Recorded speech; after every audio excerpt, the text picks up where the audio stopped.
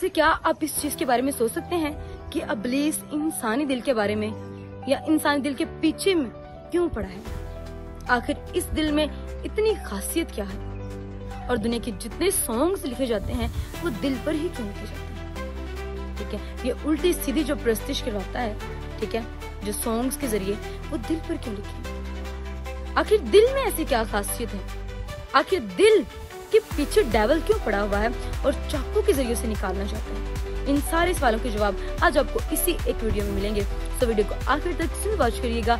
और उससे पहले आने वाले तमाम व्यूअर्स को, देखने वाले तमाम व्यूअर्स को मेरा सलाम। याद रखें, बाइबल मुकद्दस में लिखा है कि तेरा बदन खुदा का मुकद्दस है, आपका दिल खुदा का घर है। आर यू नो दैट कि ये खुदा का घर है। और इब्लीस को उस हर जगह से, उस हर चीज से जहाँ पर खुदा की बनाई हुई चीजें रहती हैं या खुदा रहता है, उससे प्रॉब्लम है। उसे आपके दिल से इसलिए मसला है और वो आपके दिल दिमाग को इसलिए इस्तेमाल करता है और बुरे ख्यालात डालता है, ज़नाकारी के, झूठ के, चोरी के ख्यालात डालता है और वो उस घर को तबाह करना चाहता है, क्योंकि वो खुदा का पसंदीदा है, वो खुदा ने अपने लिए पैदा किया है और वो उसे हलाक करना चाहता है। मेरे अजीजों, इब्लीस आपके दिल पर, आपके सोचों पर कब्जा करना चाहता है ताकि वो आपको हलाक कर दे। इसलिए अपने दिल की मुआवजत खुदा को दें और खुदा के कंट्रोल में करें।